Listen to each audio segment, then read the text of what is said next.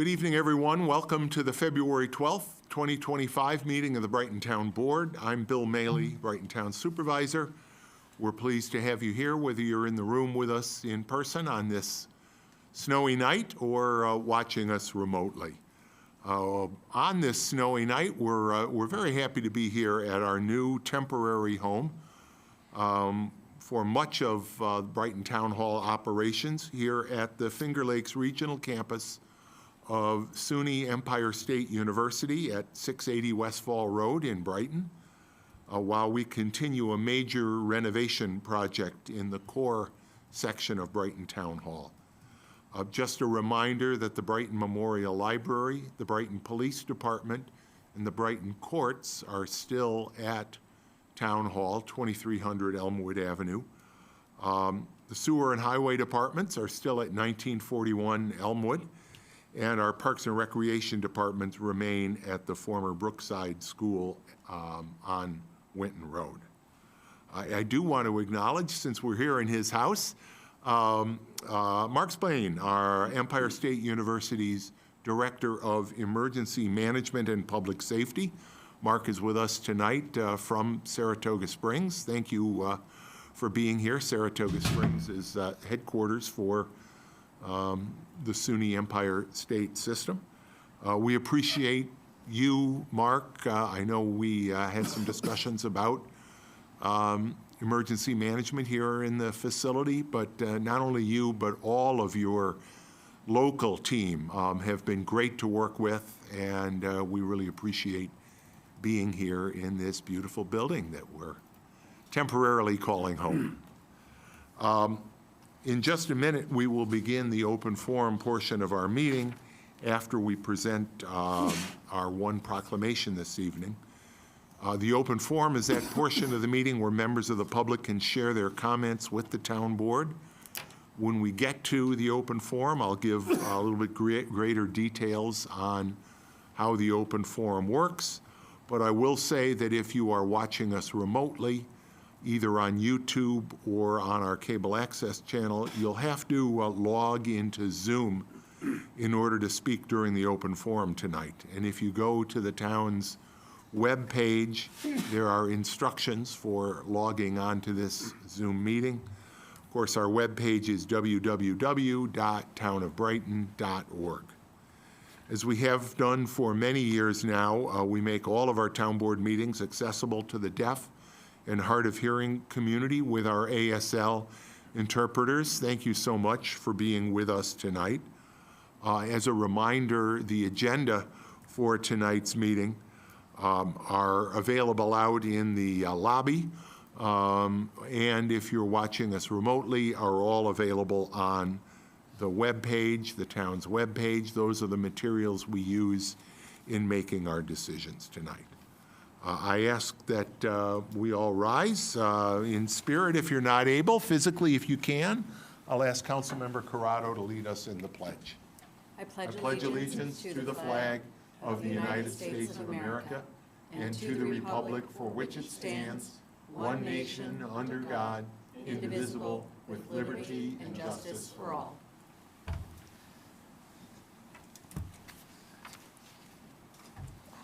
Robin, if you would join me at the podium, please.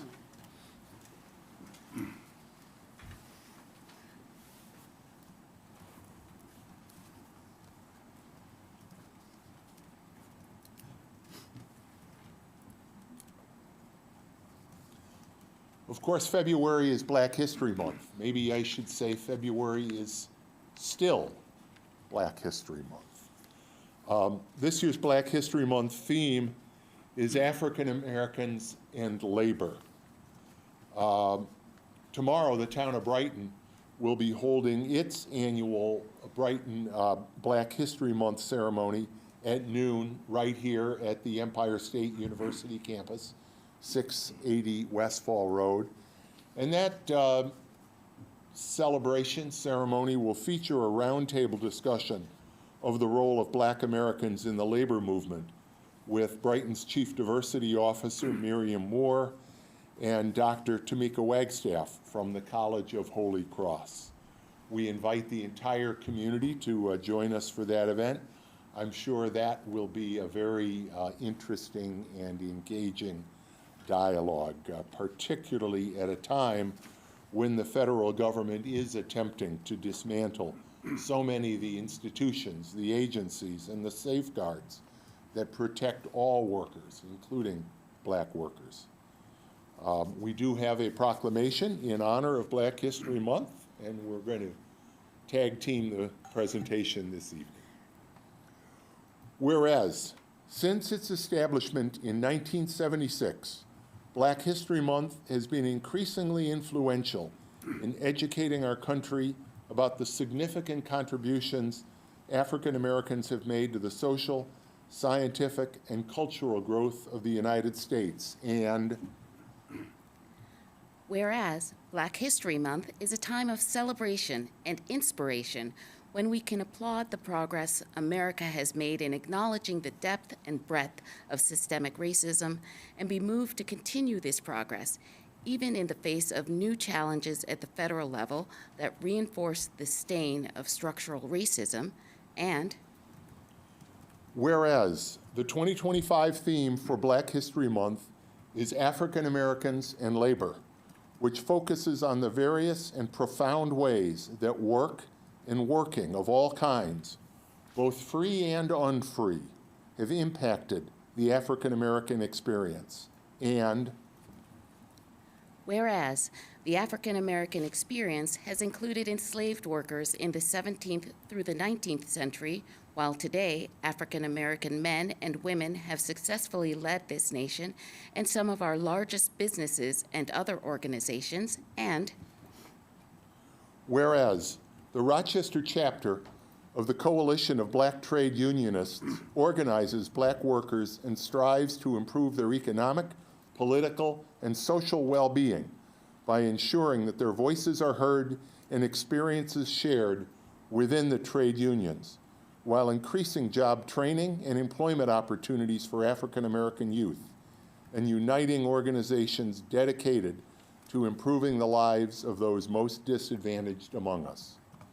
Now therefore be it proclaimed that I, William W. Maley, Brighton Town Supervisor, and Robin Wilt, council member, and all of the members of our town council do hereby recognize February 2025 as Black History Month in the town of Brighton, and further recognize the important work of the Rochester chapter of the Coalition of Black Trade Unionists.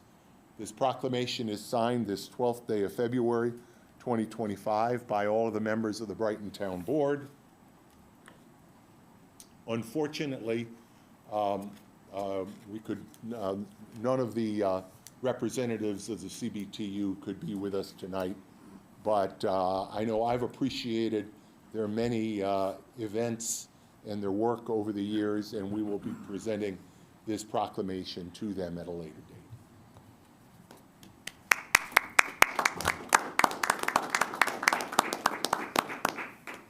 Thank you, Rob.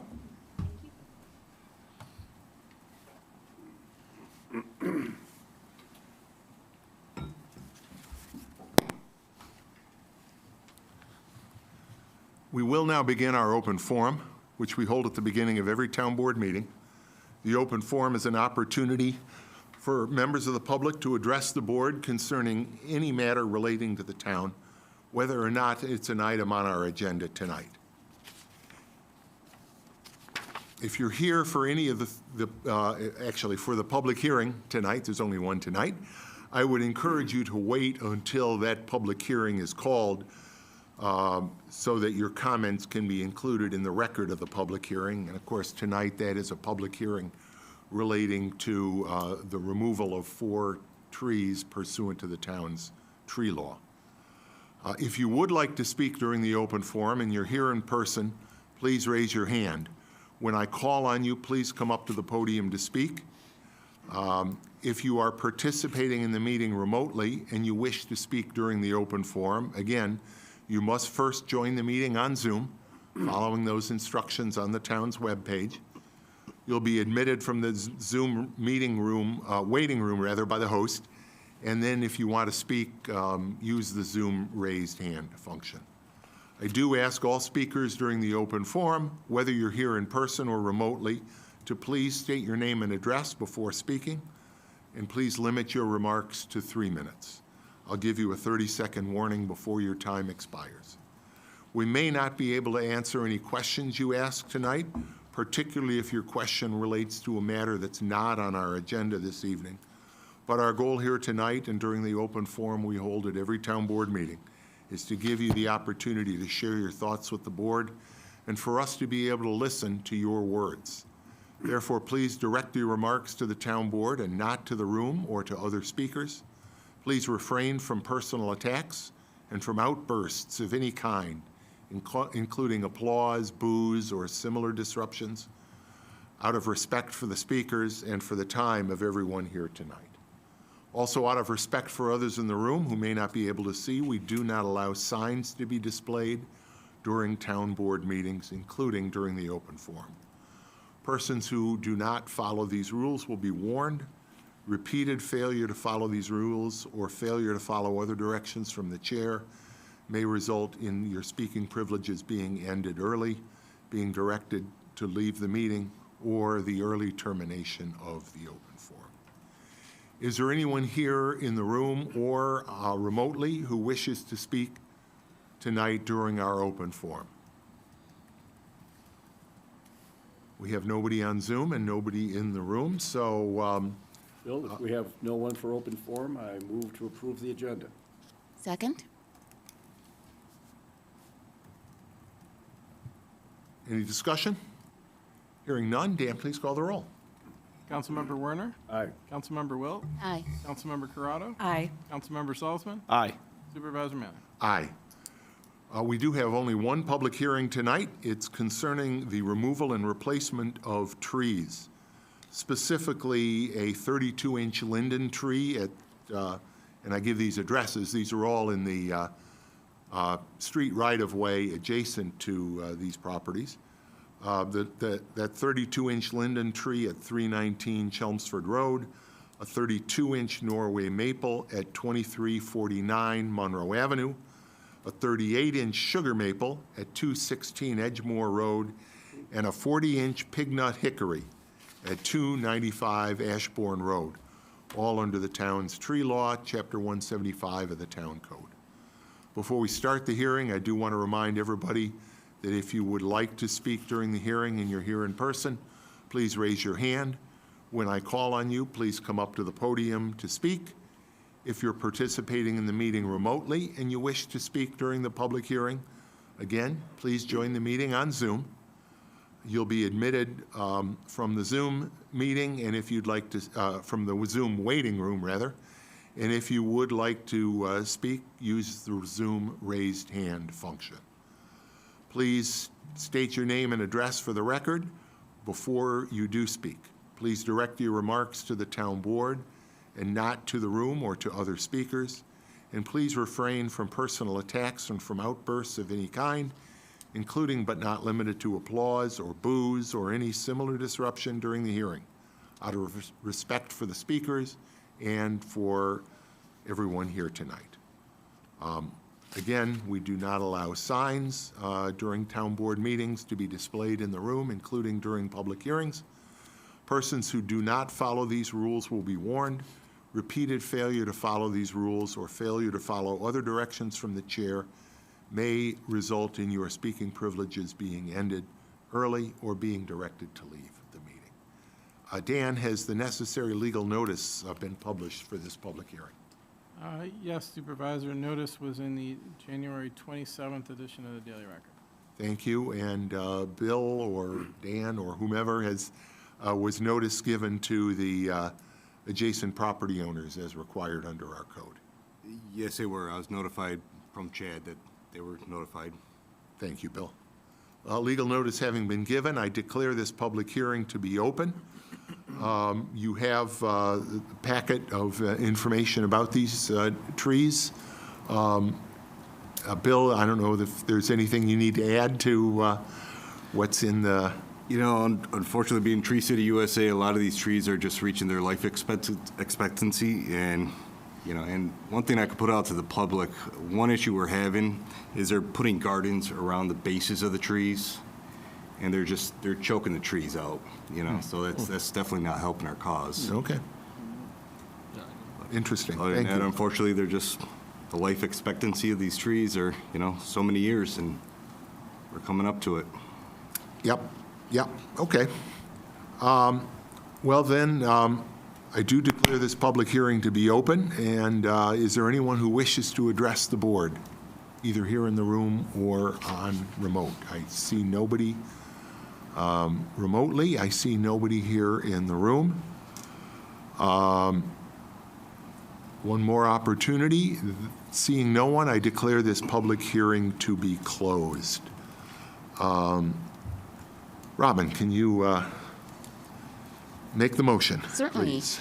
In the matter regarding the removal and replacement of a 32-inch linden at approximately 319 Chelmsford Road, a 32-inch Norway maple at 2349 Monroe Avenue, a 38-inch sugar maple at 216 Edgemore Road, and a 40-inch pignut hickory tree at 295 Ashbourne Road. I move that we adopt the resolution as prepared by the attorney to the town.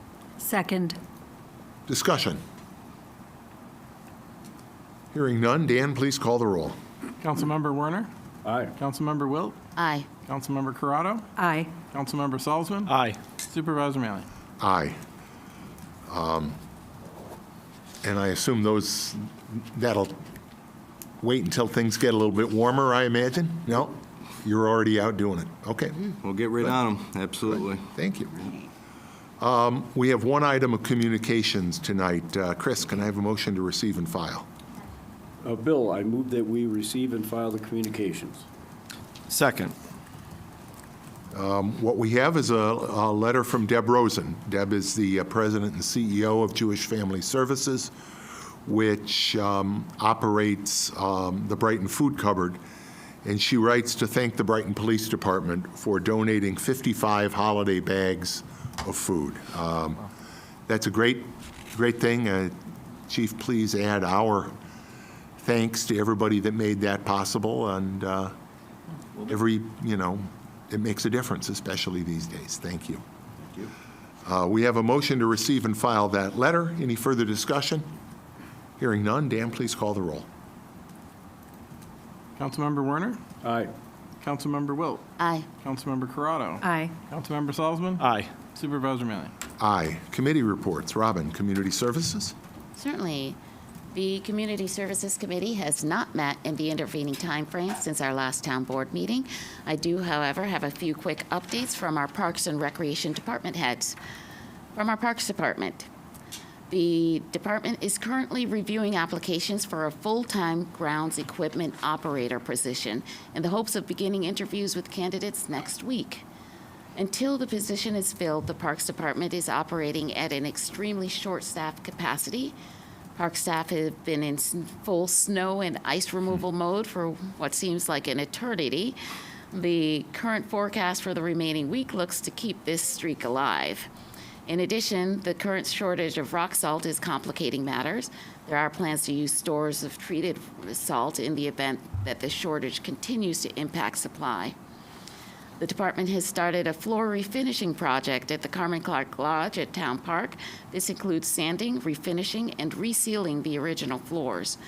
There may be intermittent closures of the lodge that should not affect existing reservations. Even with the snow and ice, field use requests in anticipation of the spring season are pouring in. The Parks Department will hold a field use meeting in early March where all groups and users of town athletic fields are instructed with our field use policies and regulations. The department also continues to set up 2025 contracts and purchase orders for materials needed once the snow starts to melt. In addition to all of the above, park staff continue their trail system sweeps to keep trails and pedestrian pathways clear of debris. And from our Recreation Department, Brighton Winter Spring registration is ongoing for all programs. You can check out all of the outstanding activities and events that will keep you busy in 2025. Full details are available online at www.townofbrighton.org/rec, REC. February break is practically upon us, and for school-age kids, there are still spots available in our school recess Cosmic Curiosity Camp. Blast off into the wonders of space with this out-of-this-world program. Kids will explore the universe through hands-on activities from building model rockets to learning about planets and stars. Recommended ages are 6 through 12 years, and participants must bring a nut-free lunch and snacks. The camp takes place from February 18th through the 21st, 9 a.m. to 3 p.m. at the Brookside Recreation Center, 1666 Winton Road South. This is for you, Nate. On Friday, February 21st, Brighton Rec will host a Taylor Swift party. We're calling all Swifties. Join us for the ultimate Swiftie party. Activities include making friendship bracelets, karaoke, trivia, and a Taylor Swift dance sesh. Come dressed as your favorite era or your favorite version of Taylor. Again, the recommended age group is kindergarten through 5th grade. Participants must bring a nut-free snack, and that will occur again on Friday, February 21st from 1:30 to 4:30 p.m. Registration is required and space is limited to ensure the best experience for our event participants. Again, that programming takes place at our Brookside Recreation Center, 1666 Winton Road South. We also have a return in March to Springo. Come hang out with the family for a fun night of celebrating the arrival of spring and St. Patrick's Day with bingo, or as we like to call it, Springo. We will serve fresh popcorn, and the evening will feature the opportunity to win prizes. We'll mix up the games to keep it interesting, and we will host a photo station with themed props too. Registration is required as space is limited. Again, that programming takes place at the Brookside Recreation Center, 1666 Winter Road South, on Friday, March 14th, 6 to 7:30 p.m., and there is a nominal fee of $10 per family for that event.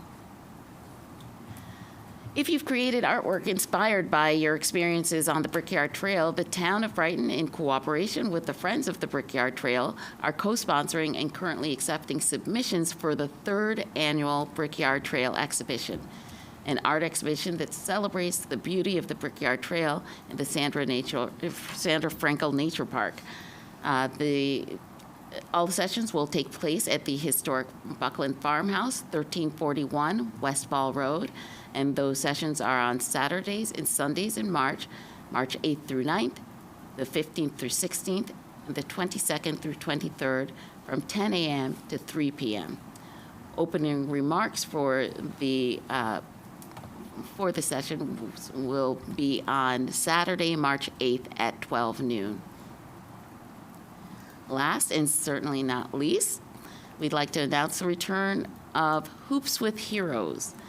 Join us for the 2nd annual Hoops with Heroes, an unforgettable event where the court becomes a playground for unity and fun. This special occasion invites children and families to lace up their sneakers and join our local police officers for an evening filled with basketball excitement. Registration is required, space is limited. The games will take place at the Brookside Community Center, 1666 Winton Road South, on Friday, March 21st, 6 to 7:30 p.m.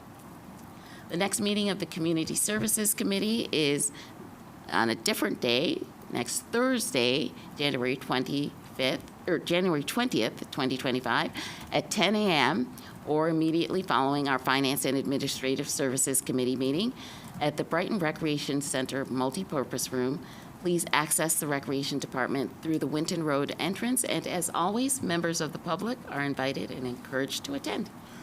Thank you, Robin. Nate, Finance and Administrative Services. I appreciate you waiting until after the Super Bowl for the Taylor Swift event. And go Birds, that's for my friend Dan over there. I'll pause, let the camera go on him.